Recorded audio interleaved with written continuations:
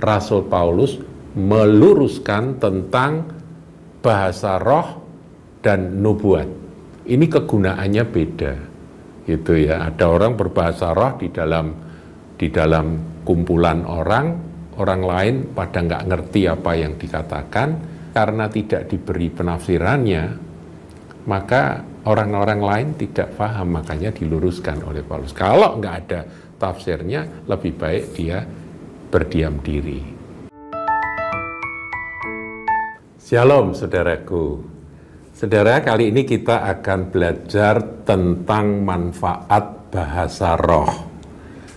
Ya, tentunya kita tahu bahwa di dalam Alkitab itu bahasa roh itu dapat kita golong-golongkan, ya, bahwa bahasa roh yang ada muncul sebagai tanda ketika baptisan roh itu terjadi, ya, itu sudah bisa lihat dalam Kisah 19 ayat 6 ketika Rasul Paulus menumpangkan tangan atas orang-orang di Efesus, maka pada waktu itu mereka berbahasa roh, ya, dikatakan penuh Roh Kudus, mereka mengalami baptisan Roh Kudus dan mereka berbahasa roh.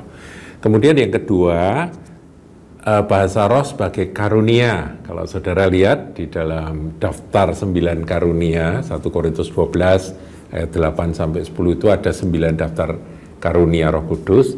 Di sana salah satunya adalah karunia bahasa roh. Tetapi kalau karunia bahasa roh itu menurut Rasul Paulus yang nanti dijelaskan di dalam pasal 14 1 Korintus 14 itu harus ditafsirkan. Ya, jadi entah orang lain atau diri sendiri harus menafsirkan. Kalau tidak ditafsirkan, itu namanya bukan karunia bahasa roh, tetapi itu adalah bahasa doa. Nah, ini yang akan kita bahas, saudaraku.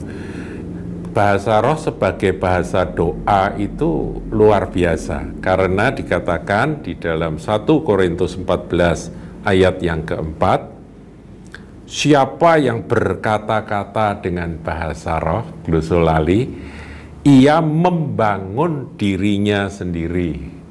Jadi kata membangun dirinya sendiri, membangun itu dalam bahasa aslinya oikodomeo, yaitu meletakkan batu di atas batu. Jadi menyusun akan sebuah bangunan yang terbuat dari batu. Jadi bukan bangunan yang mudah roboh, tapi kokoh, kuat. Jadi kalau saya boleh menafsirkan akan ayat 4 ini, siapa yang berkata-kata dengan bahasa roh, tentunya di sini dalam konteks berdoa dalam bahasa roh, ia membangun, ia memperkokoh akan manusia rohnya. Ya, jadi itu yang perlu kita tangkap, saudaraku. Meskipun kalimat berikutnya, karena itu dibandingkan dengan nubuat, tetapi siapa bernubuat, yang membangun jemaat. Karunianya beda, nubuat itu untuk membangun jemaat, tapi bahasa roh itu untuk membangun diri sendiri. Tentunya bahasa roh sebagai bahasa doa. Jadi tadi saya sebut, ya, bahasa roh sebagai tanda ketika baptisan Roh Kudus terjadi, kemudian bahasa roh sebagai karunia, dan bahasa roh sebagai bahasa doa. Ini yang akan kita pelajari. Yang keempat, tentunya bahasa roh sebagai bahasa para malaikat. Ini tafsir yang saya kembangkan dari 1 Korintus 13 ayat 1. Dikatakan, sekalipun aku dapat berkata-kata dengan semua bahasa manusia dan bahasa malaikat. Jadi malaikat itu punya bahasa. Dan ketika kita berbahasa roh, itu karena yang berbicara adalah roh, akal budi kita nggak ngerti, kecuali diberi tafsirannya, saudara. Kalau nggak dikasih tahu, ya kita nggak ngerti, tetapi kita sebetulnya sedang berbicara kepada Tuhan. Dan kadangkala Roh Kudus yang berkata-kata itu sedang berkata-kata kepada para malaikat untuk melaksanakan kehendak Tuhan. Nah, ini tentunya adalah hal-hal yang sifatnya rahasia. Nah, mengenai kata-kata yang bersifat rahasia itu ada, saudaraku, ya, di dalam 1 Korintus 14 ayat yang kedua. Siapa yang berkata-kata dengan bahasa roh, tidak berkata-kata kepada manusia. Ya memang kata-katanya memang nggak ada maknanya di telinga seorang manusia. Tetapi kepada Allah, dia sedang berkata-kata kepada Allah. Allah paham. Ya, jadi itu yang perlu kita ketahui. Sebab tidak ada seorang pun yang mengerti bahasanya, ya kalau manusia nggak ngerti bahasanya. Oleh Roh Kudus, ia mengucapkan hal-hal yang rahasia kepada Tuhan. Itulah saudaraku mengenai bahasa roh sebagai bahasa doa. Saya ulangi ya supaya saudara nangkap. Pertama sebagai tanda baptisan Roh Kudus, kedua sebagai karunia, dan kalau ini harus ada penafsirannya. Ya, kalau tidak ada penafsirannya itu berarti bahasa doa. Yang ketiga bahasa doa. Untuk membangun diri sendiri, oikodomeo, membangun rumah batu di atas batu. Kemudian yang terakhir, kadang itu bahasa para malaikat, yang kita nggak tahu, tetapi roh itu sedang berkata-kata kepada malaikat untuk melaksanakan kehendak Tuhan. Nah saudara, sekarang manfaat bahasa roh sebagai bahasa doa. Kita akan masuk dalam topik ini. Lepas dari berbagai kontroversi, karena ada juga orang-orang yang karismania, ya. Jadi karismatika itu kan terbagi menjadi dua, ada yang karisfobia, ada yang karismania. Karisfobia itu yang anti terhadap segala sesuatu yang bersifat karunia roh. Yang karismania itu, wah pokoknya karunia, semuanya karunia. Nah, jemaat Korintus itu cenderung ke karismania, makanya perlu diluruskan oleh Rasul Paulus. Nah, di dalam 1 Korintus 12, Rasul Paulus bicara tentang 9 karunia roh. Kemudian 1 Korintus 13, Paulus berkata semuanya harus diukur dengan motivasi yang terdalam, yaitu kasih. Kalau tidak ada kasih percuma. Kemudian 1 Korintus 14, Rasul Paulus meluruskan tentang bahasa roh dan nubuat. Ini kegunaannya beda, gitu ya. Ada orang berbahasa roh di dalam kumpulan orang lain pada nggak ngerti apa yang dikatakan, sehingga waktu habis, saudara, ya tersia-sia. Orang itu sendiri ngomong bahasa roh, bener asli bahasa roh, bukan tiru-tiru, bukan ikut-ikut, bukan buat-buat, betul, saudara, bahasa roh. Tapi karena tidak diberi penafsirannya, maka orang-orang lain tidak paham, makanya diluruskan oleh Paulus. Kalau nggak ada tafsirnya, lebih baik dia berdiam diri. Ya, jadi dia menahan diri meskipun ada dorongan roh untuk berkata-kata dalam bahasa roh, dia harus menahan diri. Itu aturan-aturan yang dibuat oleh Paulus untuk supaya jangan sampai karismania, tapi dengan pengertian yang benar gitu. Nah, sekarang kembali ke manfaat, saudaraku ya. Kalau kita pelajari Alkitab, maka dalam 1 Korintus 14, tadi sudah saya singgung, Rasul Paulus itu banyak sekali berbicara tentang manfaat bahasa roh sebagai bahasa doa, saudara.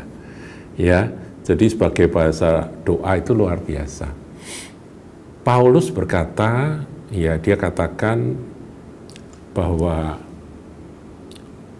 aku mau menyanyi dengan rohku, tapi aku juga menyanyi dengan akal budiku. Ini kita lihat aja, saudara ya. 14. 1 Korintus 14 ayat 15. Jadi, apakah yang harus kubuat? Aku akan berdoa dengan rohku, tetapi aku akan berdoa juga dengan akal budiku. Seimbang gitu, saudara. Aku akan menyanyi dan memuji dengan rohku. Kadangkala kita menyanyi memuji dalam bahasa roh itu ya. Tetapi aku akan menyanyi dan memuji juga dengan akal budiku. Jadi dengan kata-kata yang aku sendiri paham, aku sedang memuliakan Tuhan dengan nyanyian, pujian, dan doa-doa dalam akal budi. Seimbang, saudaraku. Dua-dua ini harus seimbang. Nah, Kemudian bagaimana Paulus sendiri mempraktekkan akan doa dalam bahasa roh itu? Nah, kita lihat di dalam 1 Korintus 14 ayat 18. Aku mengucap syukur kepada Allah bahwa aku berkata-kata dengan bahasa roh lebih daripada kamu semua. Ini sebuah ayat yang membuktikan bahwa dibanding dengan Rasul Paulus, orang-orang Korintus yang katanya karismania atau tergila-gila kepada karismatika itu bukan apa-apa dalam hal berbahasa roh. Paulus katakan, aku berkata-kata dengan bahasa roh, atau lebih tepat berdoa dalam bahasa roh lebih daripada kamu semua. Ayo toh, siapa toh yang paling jago bahasa roh sama aku dibandingkan? Itu Paulus mau katakan. Jadi aku ini kalau soal berdoa dalam bahasa roh itu praktek sehari-hariku.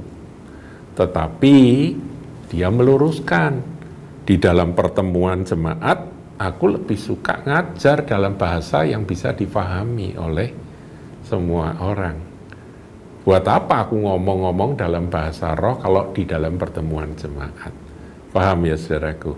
Tapi sebagai bahasa doa itu penting. Karena apa? Yaitu tadi ayat yang keempat, siapa berkata-kata dengan bahasa roh yang membangun dirinya sendiri.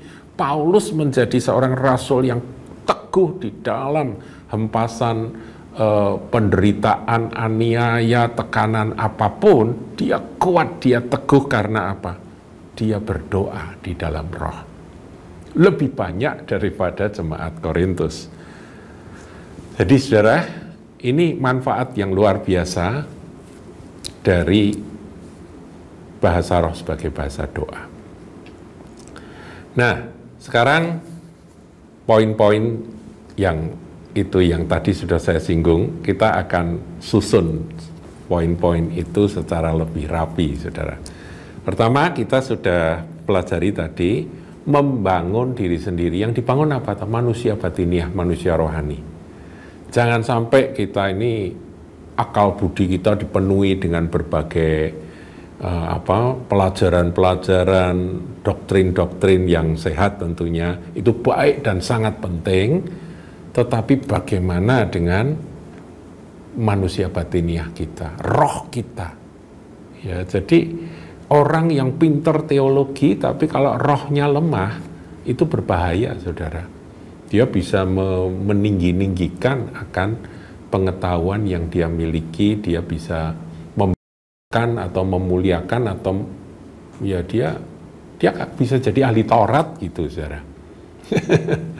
Tetapi kalau dia juga mengimbangi dengan membangun manusia rohnya itu dengan doa dalam bahasa roh, maka manusia batiniahnya teguh, antroposnya itu kuat, membangun diri sendiri.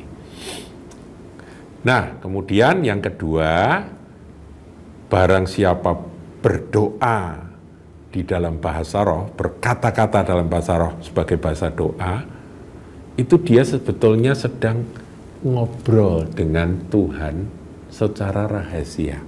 Ya, tadi sudah saya singgung, ini kita ulang lagi. 14 ayat 2, 1 Korintus 14 ayat 2. Siapa yang berkata-kata dengan bahasa roh, ia tidak berkata-kata kepada manusia, tetapi kepada Allah, sebab tidak ada seorang pun yang mengerti bahasanya. Oleh roh ia mengucapkan hal-hal yang rahasia. Saudara, ada keintiman, hal-hal rahasia yang hanya bisa difahami oleh mereka yang berdoa dalam bahasa roh, tetapi pemahamannya bukan pemahaman akal budi, tapi pemahaman roh.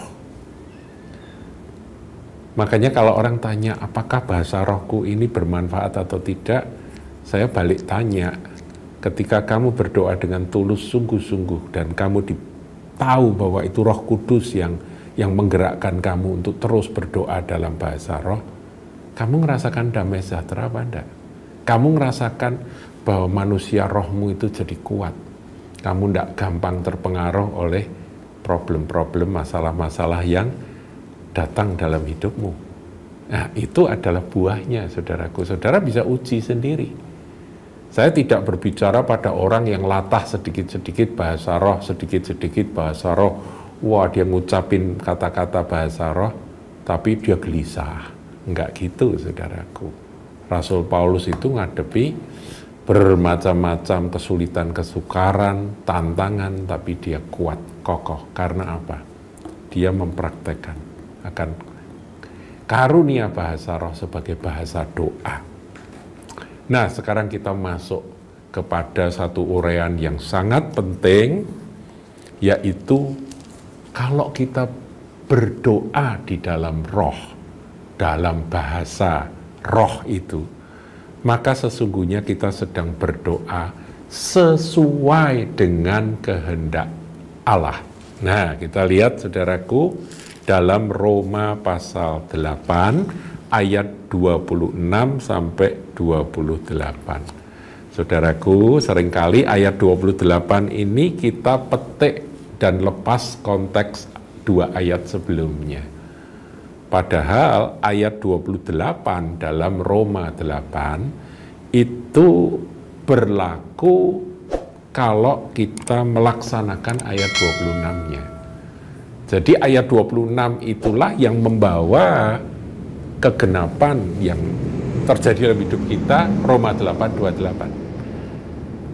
Hasilnya Roma 8:28, tetapi usaha kita yang harus kita lakukan adalah Roma 8:26. Apa itu? Kita lihat, saudaraku. Ayat 26. Demikian juga roh membantu kita dalam kelemahan kita. Saudara pernah lemah?